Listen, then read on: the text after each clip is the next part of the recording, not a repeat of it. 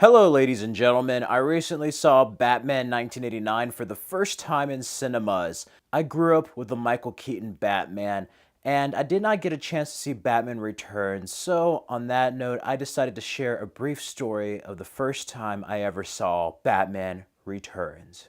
Here we go.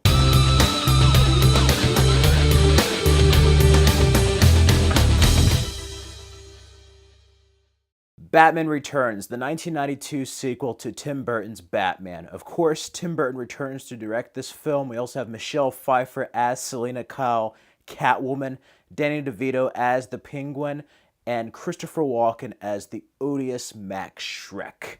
Yes, this is a follow-up to the original Batman, and in many ways, it goes deeper and darker than the original film. It feels very much like the 90s comics. And Tim Burton brings his gothic aesthetic to the film. Danny Elfman provides yet again another wonderful score.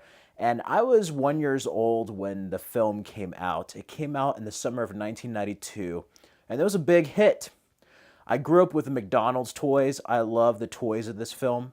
My aunt used to get me at my brother. My brother grew up with this Batman, so he introduced me to the Michael Keaton Batman. And because of this and the animated series, I became a Batman fan for life. I remember the little toy vehicles they had, the drinks. I remember having the little coloring book and sticker books they had for Batman Returns. And of course, a controversy was created with this film of basically being marketed for kids and not being for kids per se. This is a very dark and adult film, a gothic film. Perhaps maybe even the darkest Batman, even with the violence we see in the Dark Knight trilogy.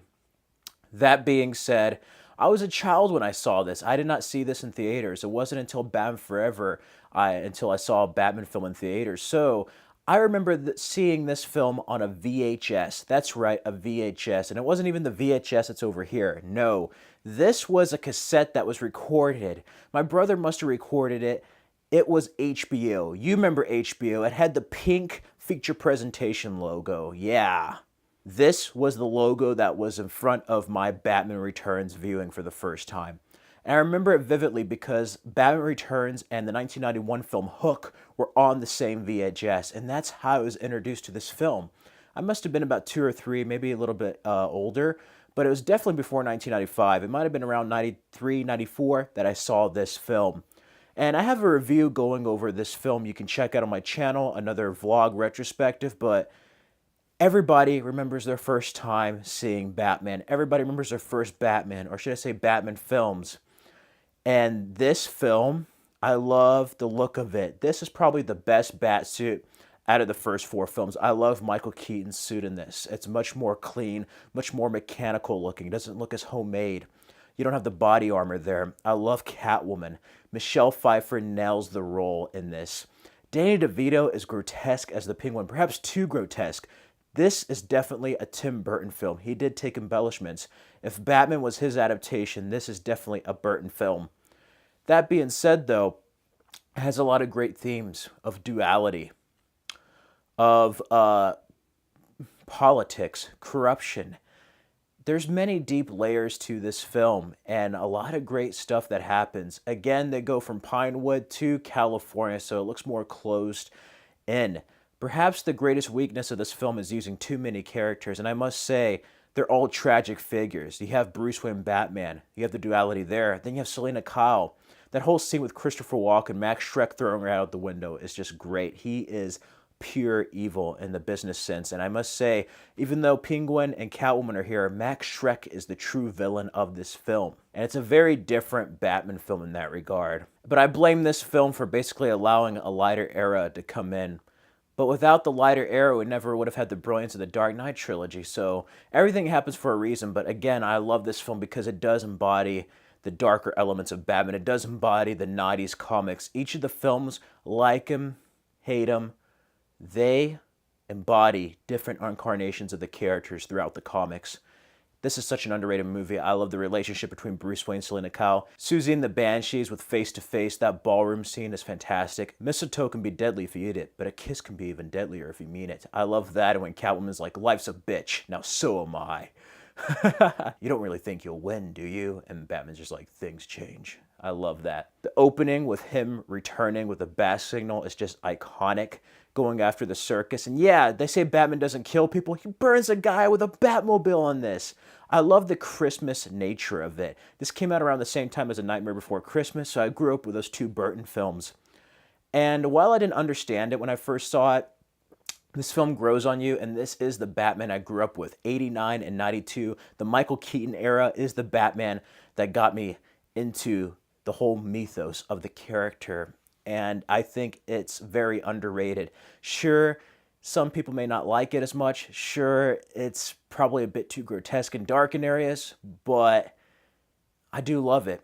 It is a very underrated Batman tale, and it does get kind of down to the dark nature of the character. Sometimes less is more. I love how Michael Keaton doesn't speak very much in this, you know. Usually now that have a whole bunch of one-liners or he says some famous quip, in this one he's very silent. You know, he very much is on. And what I love is that they show him investigating. He always investigates. He never stops his job. And perhaps the greatest weakness of this film was just trying to do too much. But I love how it's able to balance all these characters yet the same with the Red Circus Gang, Max Schreck, Penguin, Catwoman, and Batman.